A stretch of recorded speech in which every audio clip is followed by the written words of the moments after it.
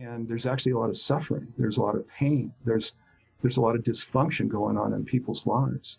And it's what happens when we separate from the truth. If we're not living in this place of unity consciousness, of oneness consciously, we're then separated from ultimate reality. And that is going to have implications. And the implications are substantial when we're talking about successful business people. Awareness, the final frontier. These are the explorations of Jonathan Robinson and Brian Tom O'Connor.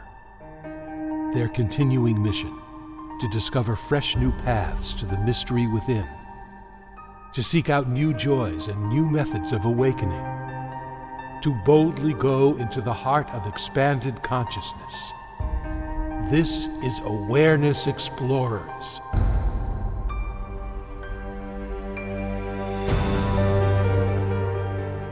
Welcome back, Awareness Explorers, wherever you are around the world. We are here I'm in Northern California. I'm Jonathan Robinson. I'm with my trusty co-host, Brian Tom O'Connor, who is in New York City with a storm raging outside his window. How are you doing, Brian? Pretty good, and I hope the storm will either enhance but not detract from our conversation today, which I'm really looking forward to.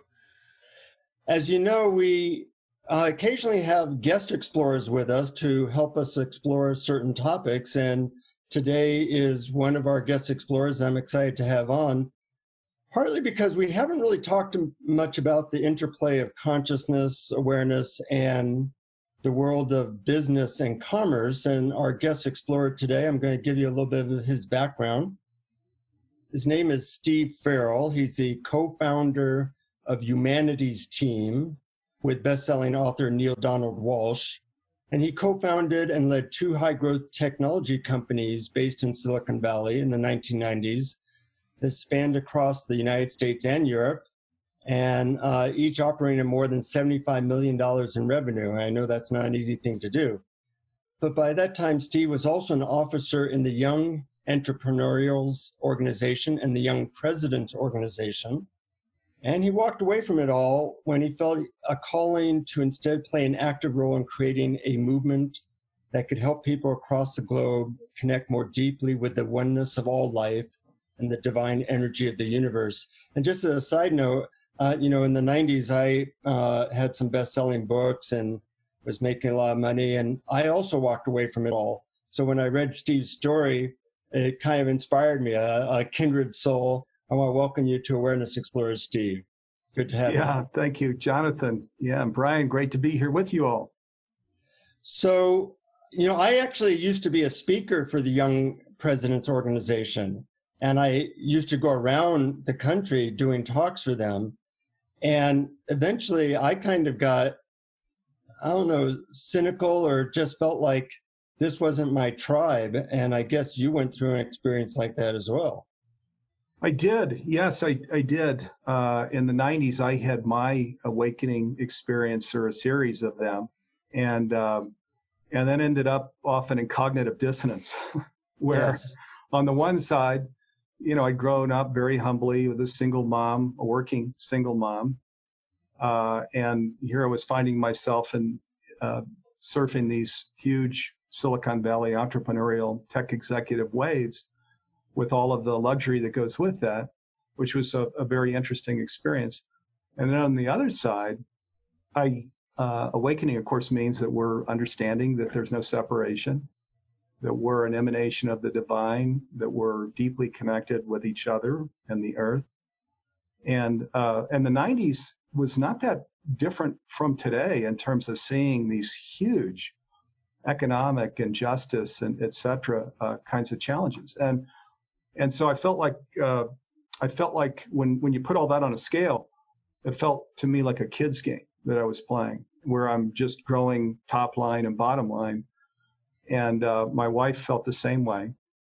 And so over a period of years, we made the decision to leave it all behind. And then as you mentioned, I helped Neil Donald Walsch launch Humanity's Team, and shortly thereafter, 17 years ago, stepped into this role with my partners all over the world who are deeply devoted to this conscious journey into planetary awakening and creating flourishing at every level of life. Wow, that's quite a journey. So you use the term awakening, that you had awakening experiences, that you're trying to help people. I wonder if you could define that more, because it sometimes means different things to different people. Yes, it does. It does indeed.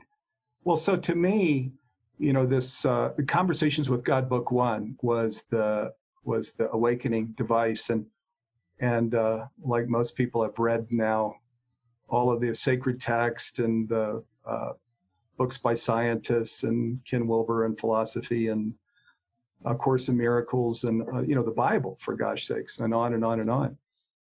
So where that leaves me is with this understanding that what science is increasingly affirming, which is that everything is deeply entangled, that it's interconnected, that it's interrelated and interdependent, that it's actually all one. And the easy way to maybe kind of feel into that is this whole Big Bang that's often is talked about, where everything was a pinhead in size, and then it exploded.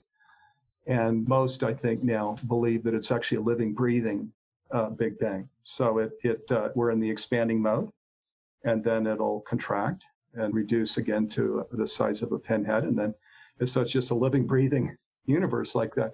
So we're all an emanation of that one thing, and in humanity's team, we call that one thing the divine, but we could just as easily call it all of the universe, or love, or life, or something else. It doesn't really matter what we call it, but we're offspring of that one. You could also say we're an emanation of that one, because in real time, if there's no separation, we're an expression of that.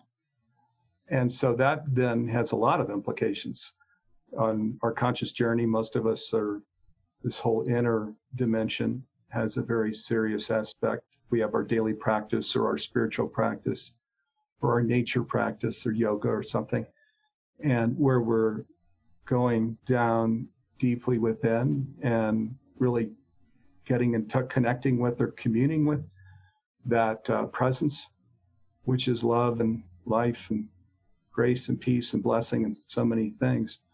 And that then brings us into this new being state that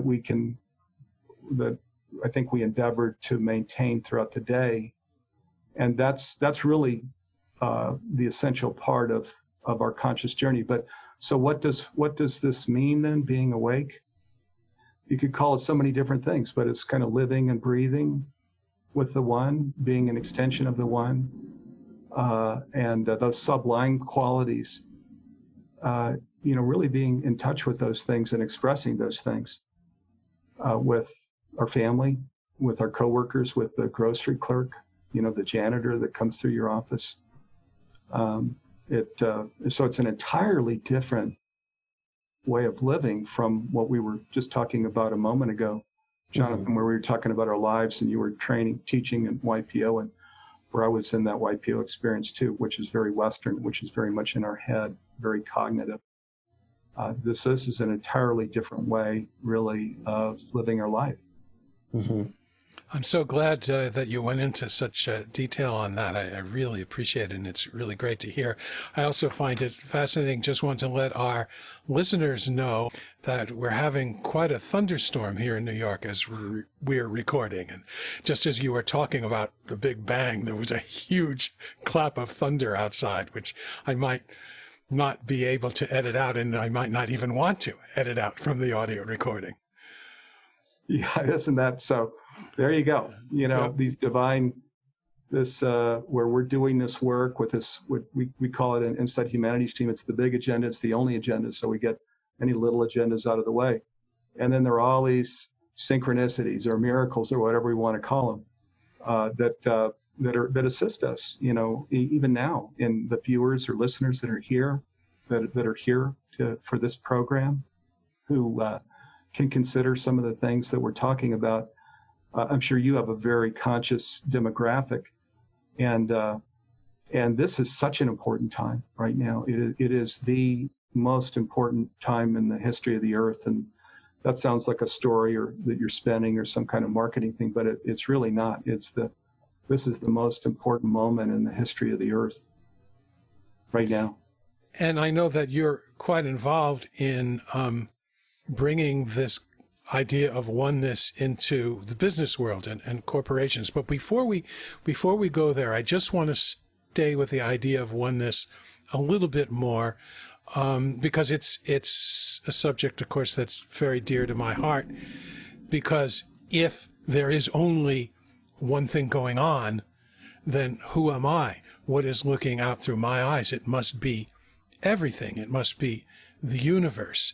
And yet you talk about the divine, and I think for some people, when they hear the word divine, they think of that as an entity that's separate from us. And so I just want to talk a little bit about that, and whether that's really what you mean, or it's just a good word to describe universal intelligence, which means our own and not somebody out there's intelligence. Right. Yeah. So, it's an interesting thing. So and again, there actually are many interpretations here. So I don't mean to paint with a white brush as I talk about this, but what I take away from all of this wisdom that's here, and by the way, that goes back over millennia. My God, Plato and Hippocrates and Ralph Waldo Emerson and Sir James Jeans, an astrophysicist, and Erwin Schrödinger, and on and on and on.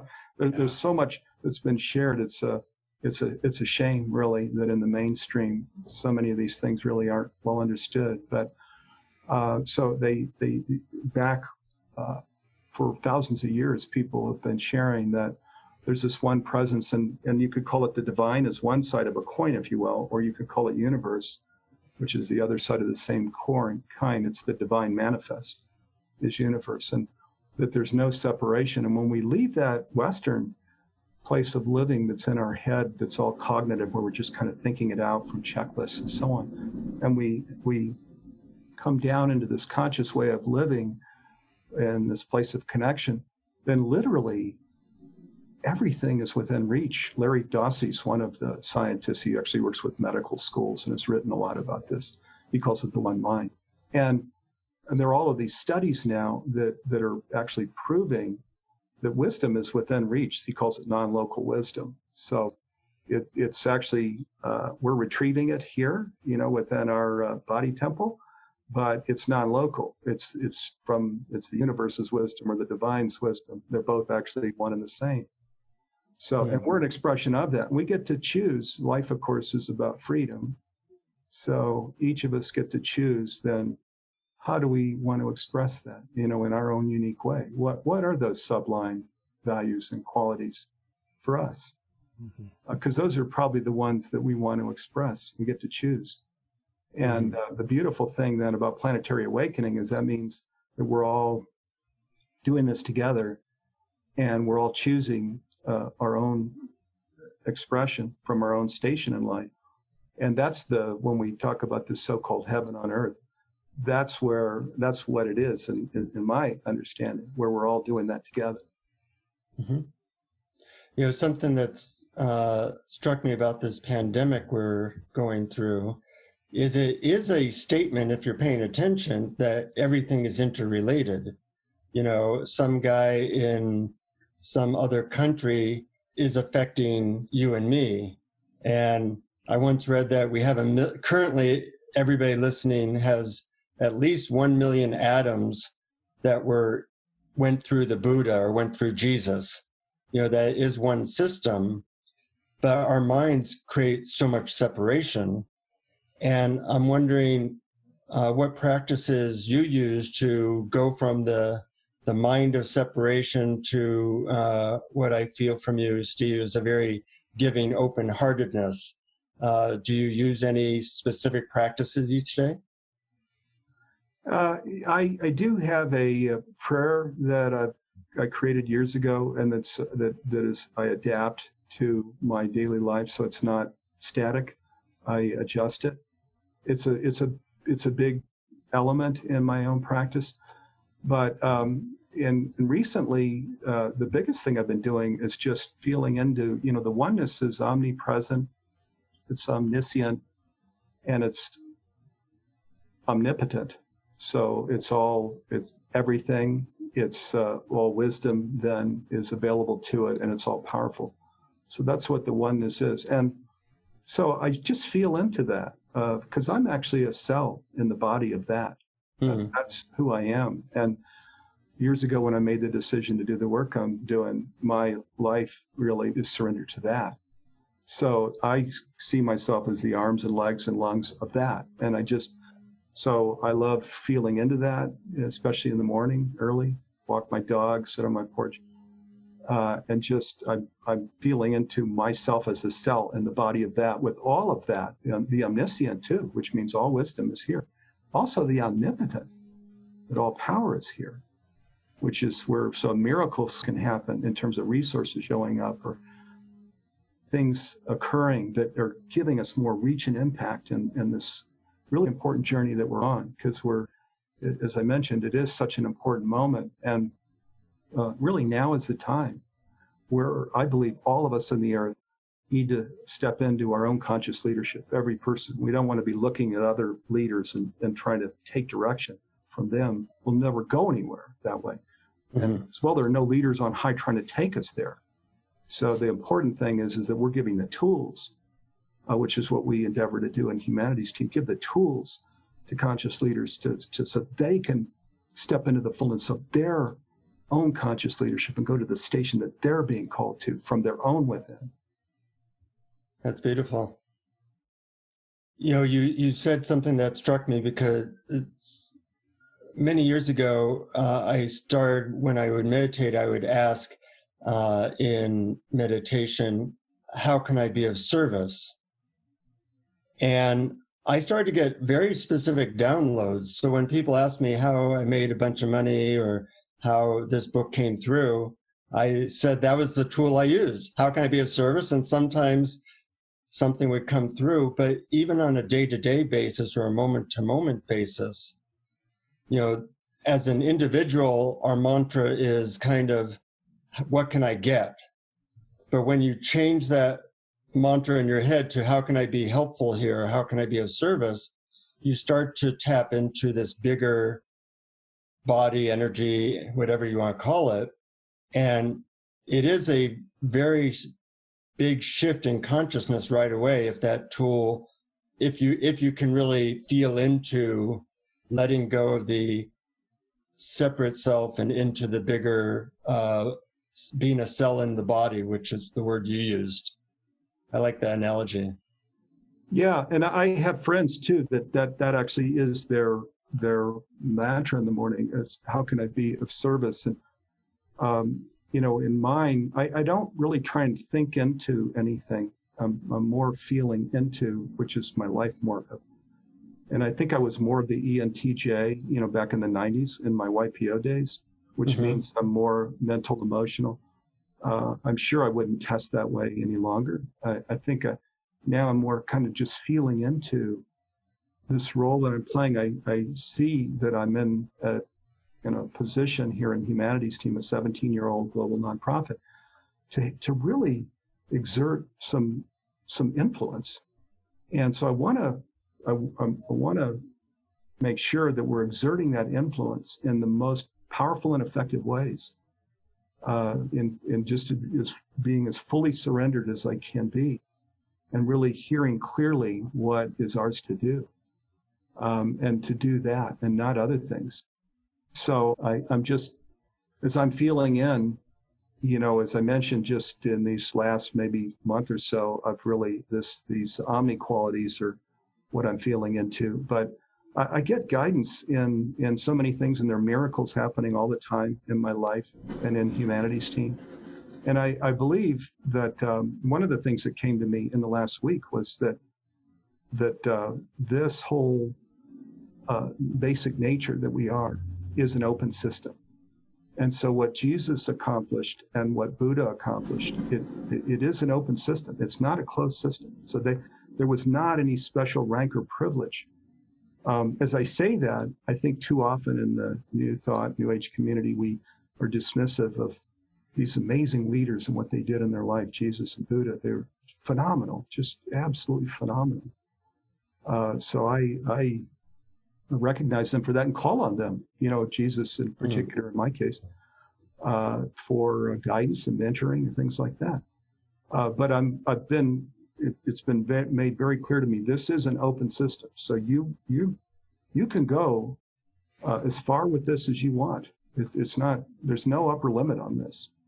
It's just a matter of your devotion to this. And if you stay truly devoted in a pure way, then you're like a helium balloon. You're just going to go to the fullness of who you can be in your lifetime. Well, God is agreeing with you, because we're getting lots of thunder and lightning over in Brian's side of this. And yeah, it's amazing. It's such a nice sort of background to your talk, which is wonderful to listen to you. Go ahead, Steve. What were you going to say? Yeah. These are the kinds of things. I mean, it's just amazing. And over these, I'm sure for you all too, with your programming, your podcasts, and your other programming, you've got a very pure mission. And this is what we can share. We're here really to empower and to support listeners and viewers. And this is the thing that's here for every single one of us. There is no rank and there is no privilege. So, the more pure we can be with our mission, where we're really truly here in service, or you could say in a surrendered state, and the more devoted, where we really, because there are days where you're hanging by a thread. We've all experienced that. In this state, though, where we're really seriously on the conscious journey, we can hang by a thread for a period of hours or days, sometimes longer than that. And we're fine, because we know what our life is devoted to. Mm-hmm. And there's not any way we're going to release that for something else. So we can, and that's part of our own growth. There's a spiritual gem here in our lives and in the work that we're doing. We get more strength when we go through those hang by a thread experiences. But then on the other side of those, often I find these huge miracles where on our staff, somebody passes away. We were all volunteer at that time. We go down without a replacement, and then boom, within 2 days, somebody's here saying, "Hey, could I volunteer and pick up this function for you?" It's like, yeah, you can. That's marvelous. And speaking of mission, so your humanities team, what would you say the mission is? So the mission is, we define it as supporting people on their conscious journey, creating planetary awakening. So the whole collective really is coming into awakening and becoming conscious, and then creating flourishing at every level of life. So starting in our own life, and then in our relationships, in our home, in our office space, our workspace, in our communities, in our country, and in the world. Those three things actually all go together.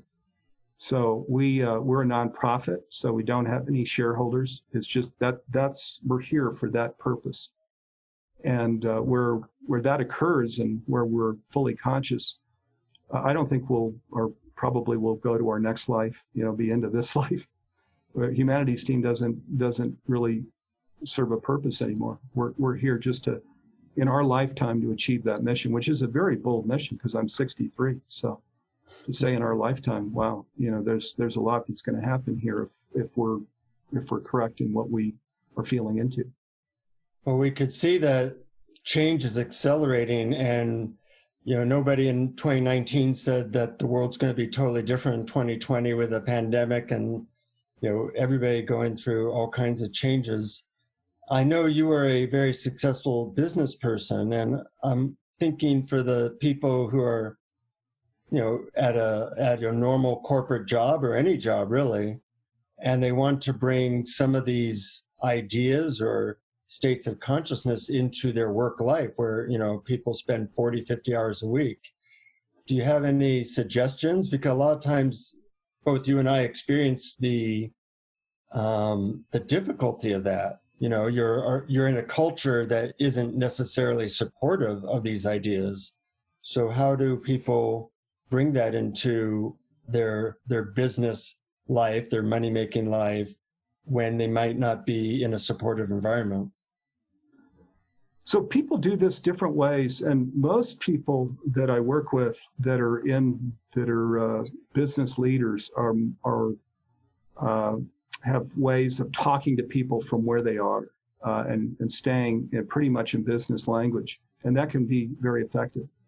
My own style which is really my life story. I'm actually just finishing a book called Beyond the American Dream, which I hope to have out in the next year. But in what I've been guided to, it's just to be straight out with it and not to try and bend it, in any direction, but just to speak from my heart of this is how I feel. It's what I see. What I know is that business people from my YPO days, and Jonathan, I'm guessing we're going to feel into the same thing here. First of all, there are some that are very progressive, that are conscious, that are really living it. Okay. Mm-hmm. Now, but there are many that where there's kind of a social mask, and to the public, it looks one way. I know from my forum experiences where we were sharing deeply and privately, it was not that. And there's actually a lot of suffering. There's a lot of pain. There's a lot of dysfunction going on in people's lives. And it's what happens when we separate from the truth. If we're not living in this place of unity consciousness, of oneness consciously, we're then separated from ultimate reality. And that is going to have implications. And the implications are substantial when we're talking about successful business people, because they've got their pedal to the metal. They're driving top line and bottom line growth. And that's putting a lot of pressure on staff. There's pressure on the person that they bring home, to their partner, to their kids. The money that is substantial and growing, that's creating another kind of pressure. So there actually there's a lot of dysfunction there. The dream is a nightmare under the surface. Yeah, I'm sure you saw that, Jonathan. Uh-huh. Yeah, so I just, first of all, these successes that I had, especially the first one where I stayed on as the CEO, ENS, that was because of my conscious practices. So there is substantial economic prosperity and just life prosperity in really living consciously and leading consciously. And your customers love it. You're going to attract the best in terms of a team that wants to come work in your environment.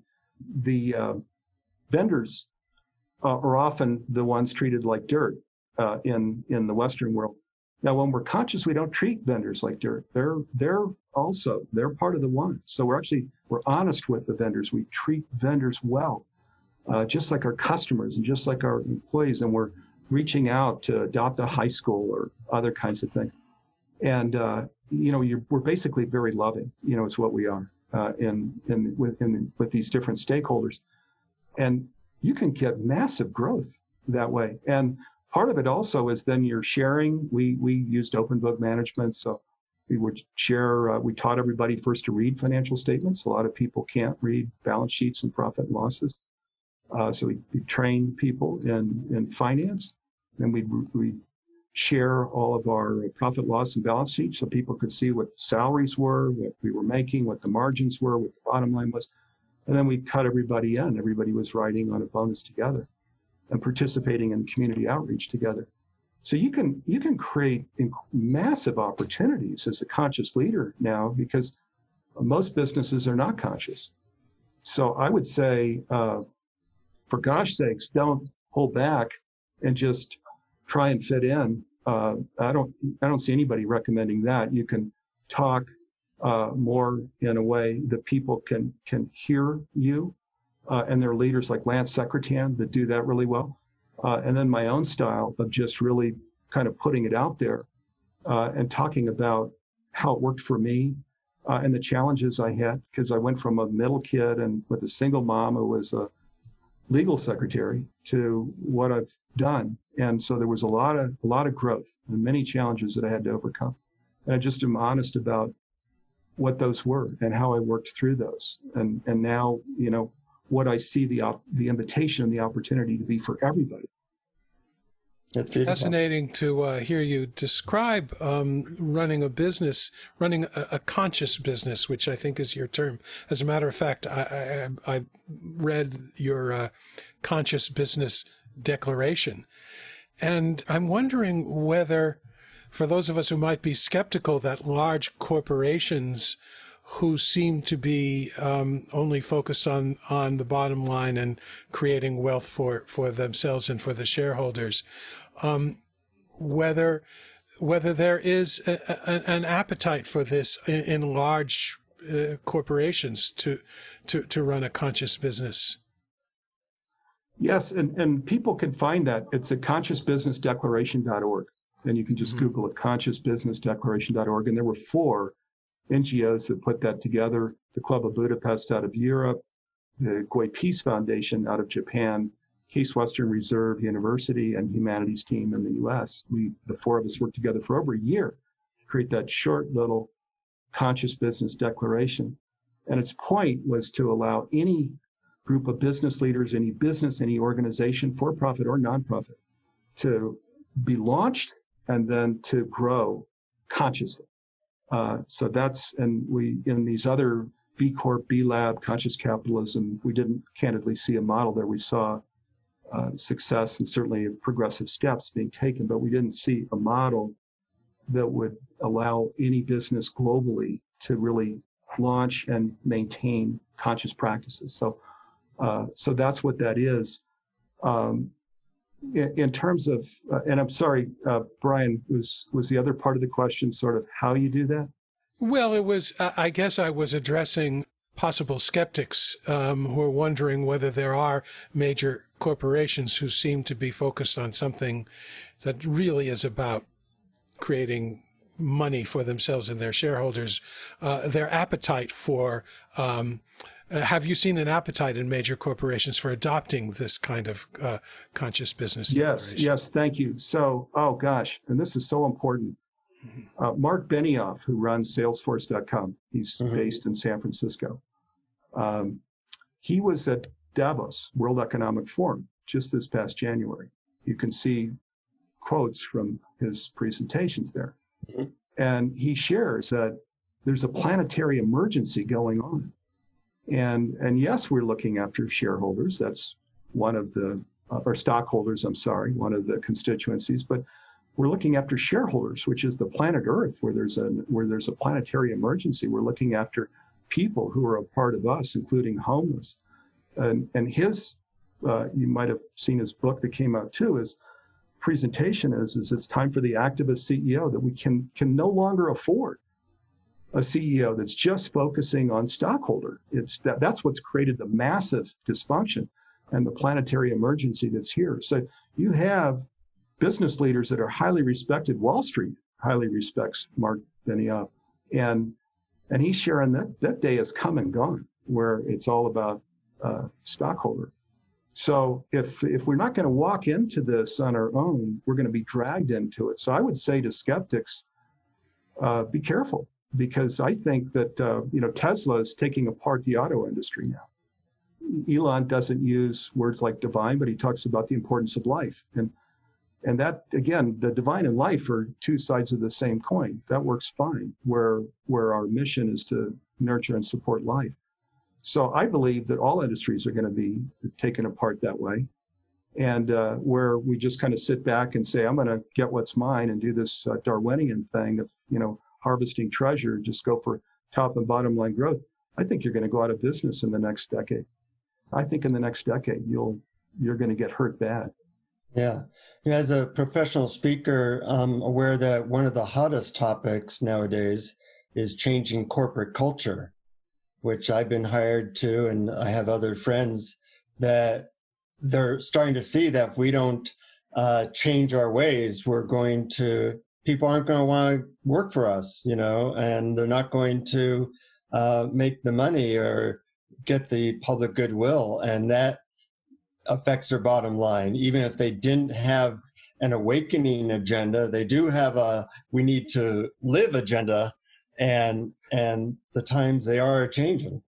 Yes, they are. And with the pandemic, COVID-19, and now George Floyd and all the other dominoes that have fallen behind that, where we can see that this racial injustice has been going on forever for people of color, not just blacks and people of color.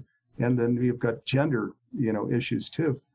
In the absence of something like COVID-19, and in the absence of George Floyd, where we can just see these things that are just so massively wrong, that we know have been going on forever. There just wasn't the technology on the policeman's uniform or the technology on a nearby phone to capture it. So it's created the perfect circumstance now in the sequester to really to feel deeply into what is so in terms of how we're living collectively and our own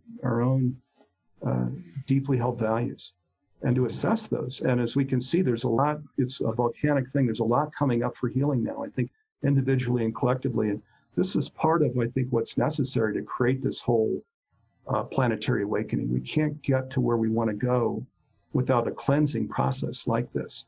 So my hope and belief is that a lot of people are making use of the sequester and are creating their own U-turn, so to speak, or they're already on the conscious journey, but they're accelerating it further up the right side of the Y, where we're coming into this place of really higher self, where we really see ourselves as in service to life around us. And there's a financial component still, but it's quite different. And we understand we're going to be taken care of. We're not just doing this crazy rat race thing that we're doing over on the left side of the U, where we're unconscious and where we're just, it's mental, emotional, and we're out trying to grab the highest salary without regard for what that organization is doing here on the earth. Mm-hmm. I'm so happy to hear you say that, and I agree. I think that a lot of people are using this time to really look inside and to start to think about what it is like to be someone else and to walk in their shoes. And I just want your thoughts on this, because I had some thoughts. My personal feeling about morality is I tend to shy away from that as a motivation for good behavior, because it seems to be sort of rules of I should do this and I should do that. But when people can directly experience oneness, when they can look inside and sense that what's looking out through my eyes is the same as what's looking out through your eyes, then they're not going to be able to help but want to be of service to other people, or to act in a loving way. And I think that's what's going to really change people's behavior, when they can have that direct sort of emotional experience of that we are all one, and then we might not act. We will act not because we should, but because we can't help. We couldn't do otherwise. Yeah, exactly. And even for people that are consultants and coaches on the whole side on the unconscious side, they will share also that at the end of the day, it's actually about our emotional well-being. That's really what it's all coming back to. Mm-hmm. It's all coming back to our state, and creating true emotional well-being with all of the components of that really working. So we're in, a place of real joy. We're agreeing on that from the conscious and unconscious side. From the unconscious side, there's a lot of work to sort of psych ourselves up and do these things to try and push ourselves into that state, and then to make money that somehow is going to maintain that state. From the conscious side, what you said, Brian, where we're feeling into ultimate reality, this one that our lives are, when we're conscious, we understand our lives are eternal, that we have unlimited potential. Our lives are back and forth from the absolute realm or heavenly realm and this embodied realm. And we're living in that energy here. That's that whole connection and communing thing I was talking about. So we don't have to psych ourselves up or try and push ourselves there, or try and believe that finances alone are going to keep us there. We actually, that emotional well-being is our calling card. That's the signature of this whole style of life. It's what we're experiencing right in this very moment. I know all three of us, it's what we're experiencing right now. And we can stay here. We don't have to do a lot of work to stay here, because we're in ultimate reality. We're living in alignment with kind of how the universe and the world works. Thank you. I just think if you're unconscious and you're trying to push yourself there and psych yourself up, I think you can be fatigued and you can get worn out. Ultimately, aligning with reality and relaxing into the bathtub of love that we're living in is a pretty easy way to feel good. Yeah, exactly. And expressing that, when we're, in my home with my wife and my kids, and this is a journey. So it's not like we're ever in some all state of perfection and we're just, because I don't want to try and present that. But what I can present is that more times than not, we do have a very loving home. My 18-year-old son is going away to college, says, "I love you" to me all day long when I'm home, which is unusual for an 18-year-old boy. Both of my kids were adopted at birth, but it's a very, very loving home. My wife feels that. My daughter feels that. At Humanities Team, we feel that working together. It's part of the magic of how we're able to do so much and just enjoy each other, and really appreciate each other. So this just giving expression to consciousness or oneness or unity is where we're an expression of it, and our work is just becoming a more and more pure expression of it. So we're more loving and we're staying in that constant state. That's a lot of what this journey is for me. Yeah. That's beautiful. And another thing that I'm struck by from listening to you talk and also from reading some of your material is that this seems to be so encompassing in terms of religion or point of view. In other words, practically at the root of practically every religion is oneness, but this is all welcoming. I mean, you could have a scientific frame of mind, you could be an atheist and still understand that knowing oneness is a way to feel good, and feeling good is a catalyst for doing good. Yeah, absolutely. So it's this is the diversity and unity here, and we get unfortunately in religion. I grew up in the Catholic Church myself, but we can get too caught up in this whole, it's a narrow gate, and we haven't accepted so and so, and so we're just not going to quite make it there. Again, if you read these teachings, including, I grew up in the Christian church, so you read the Old and New Testament, there's a lot that's said about this, and it's sharing that we're all a part of the one soul, one body, one hope. We mentioned that you have a guided meditation that might help give people a little bit of taste of some of the things that you're talking about. And but if you have any final words that you would like to share that you haven't gotten a chance to share, that would be fine as well. Yeah, well, my final words would just be, I want to echo what I think we're all three doing here, which is just inviting everybody to really fully go to their station in life. And I suspect this cognitive dissonance I was referencing, that where we're not fully there, I think this is actually what happens to us, is it's almost like an incessant tapping on the shoulder that we can ignore, or we can listen to what it is trying to tell us. And where we listen and really open ourselves, and then we become an expression of it. And again, we're all going to do that in a very different way. This is the beauty of diversity and unity. There's not one way of doing this. We all have an individual thing, which is part of this magic of heaven on earth that doesn't happen unless we all do it in our own way. We were talking about it in a business context too. Don't hold back. Follow that calling. There actually is great prosperity in following that calling, however you do it. And so now at this moment where we're trying to go from pause, which is the sequester, to reset, which is this conscious journey, this planetary awakening, it's important that every single one of us understand we are all leaders. We are all leaders, and we are all are being called to conscious leaders where we're on this conscious journey, and to go to our station and play the role that we're supposed to play. So I just want to end with that invitation. Now, so important. Just a brief meditation we can do let's just for people that aren't behind the wheel of a car that can close their eyes. Let's just close our eyes and we're going to just all kind of melt together, kind of feeling ourselves in this unity consciousness, this oneness, where we're deeply interconnected in any way, and feel our crown chakras and heart chakra, all of our chakras opening to this beautiful universe, love, life, the divine, God. Just feel our chakras opening, our crown chakra, which is our roof, to the sky and to the earth, to everything above us and below us.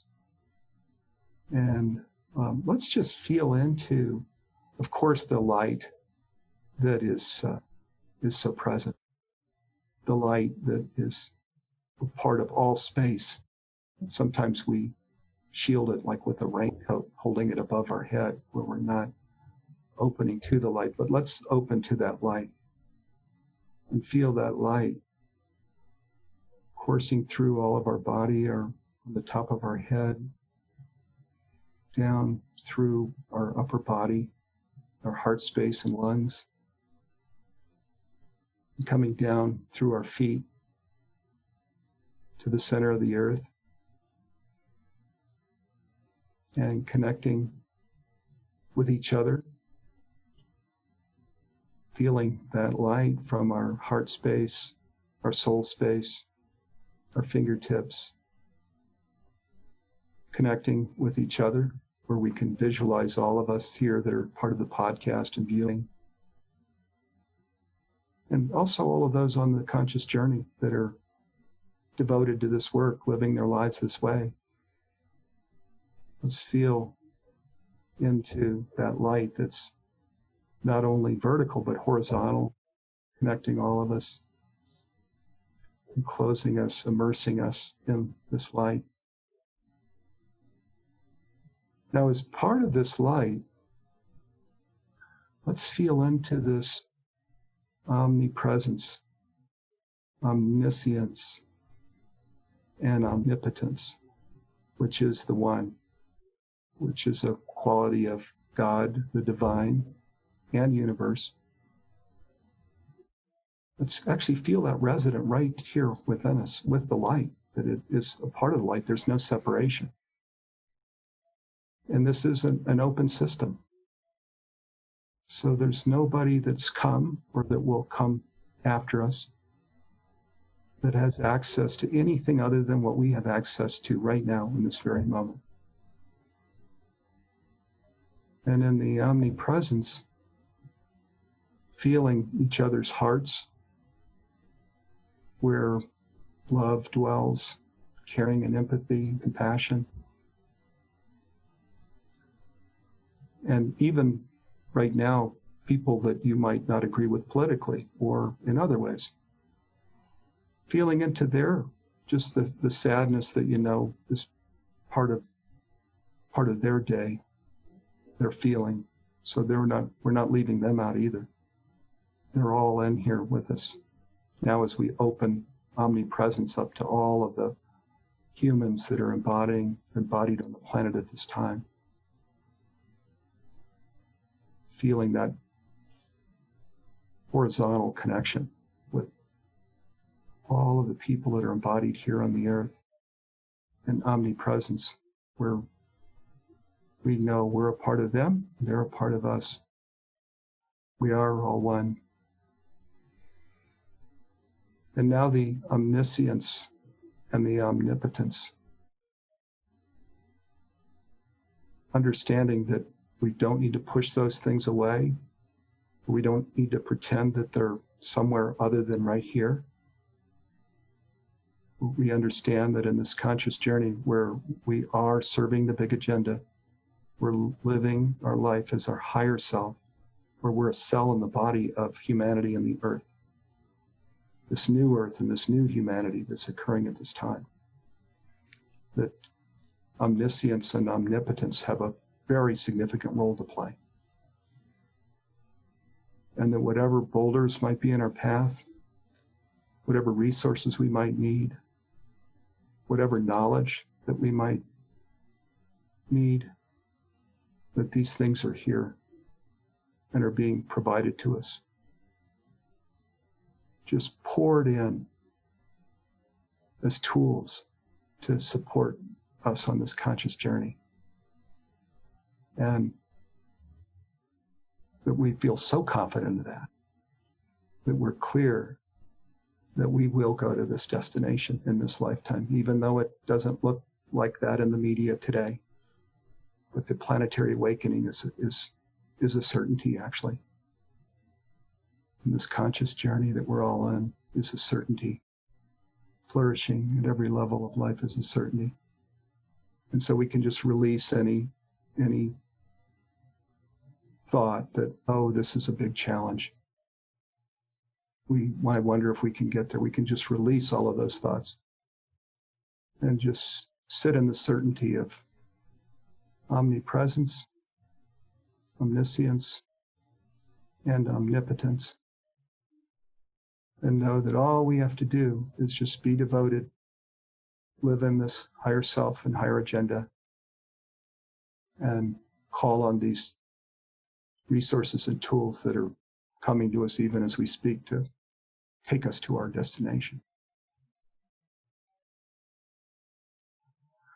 Okay, let's just feel into the light and all of these omni qualities here just for a moment. Take some breaths.